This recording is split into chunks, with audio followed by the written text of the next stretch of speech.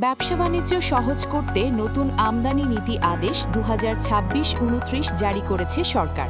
এতে ঋণপত্র বা এলসি খোলার ক্ষেত্রে কড়াকড়ি শিথিল করার পাশাপাশি আমদানি প্রক্রিয়া সহজীকরণ, মুক্ত বাণিজ্য ও বিনিয়োগ আকর্ষণকে গুরুত্ব দেওয়া হয়েছে। একই সঙ্গে এলডিসি থেকে উত্তরণ পরবর্তী বৈশ্বিক বাণিজ্য ব্যবস্থার সঙ্গে সামঞ্জস্য রাখার উদ্যোগ নেওয়া হয়েছে। বাণিজ্য মন্ত্রণালয় থেকে নতুন এ আদেশ জারি করা হয়। নতুন নীতিতে বাণিজ্য প্রক্রিয়ার আধুনিকায়ন, ব্যাংকিং জটিলতা কমানো ও আন্তর্জাতিক বাণিজ্যের প্রচলিত পদ্ধতির সঙ্গে সামঞ্জস্য আনতে বেশ কিছু পরিবর্তন করা হয়েছে।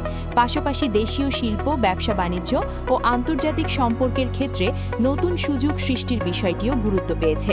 নতুন আমদানি নীতির অন্যতম বড় পরিবর্তন এসেছে এলসি ছাড়া পণ্য আমদানির ক্ষেত্রে।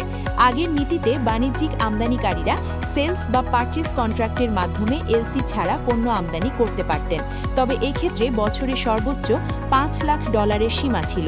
কিছু পণ্যের ক্ষেত্রে আলাদা সীমা ও শর্তও প্রযোজ্য ছিল। নতুন আদেশে সেই মূল্যসীমা পুরোপুরি তুলে দেওয়া হয়েছে।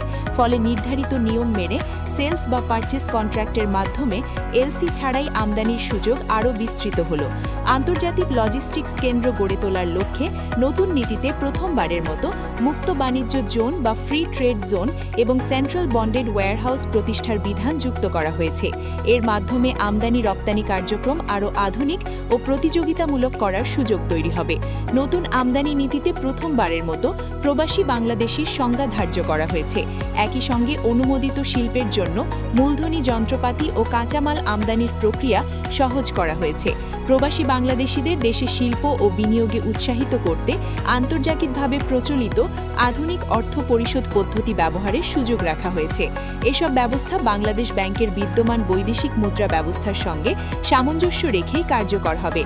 রপ্তানি বহুমুখীকরণ ও উচ্চ মূল্য সংযোজন সম্পন্ন পণ্যের রপ্তানি বাড়াতে রপ্তানিমুখী বিভিন্ন শিল্পে ফ্রি অফ কস্ট ভিত্তিতে কাঁচামাল ও উৎপাদন উপকরণ আমদানির সুবিধা বাড়ানো হয়েছে। এর ফলে রপ্তানিমুখী শিল্পগুলো আন্তর্জাতিক বাজারের চাহিদা অনুযায়ী উৎপাদন বাড়ানোর পাশাপাশি নতুন পণ্য ও বাজারে প্রবেশের সুযোগ পাবে। নতুন আমদানি নীতিতে বিশ্ব বাণিজ্য সংস্থার ট্রেড ফেসিলিটেশন চুক্তির সঙ্গে বাংলাদেশের বাণিজ্য ব্যবস্থার সামঞ্জস্য আরও বাড়ানোর চেষ্টা করা হয়েছে।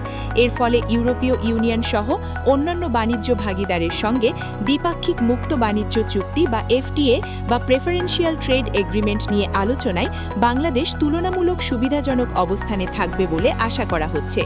নীতি নির্ধারকদের মতে নতুন আমদানি নীতির মাধ্যমে ব্যবসা বাণিজ্যের প্রক্রিয়া সহজ হওয়ার পাশাপাশি বৈশ্বিক বাজারের জন্য প্রস্তুত হতে পারবে দেশীয় প্রতিষ্ঠানগুলো।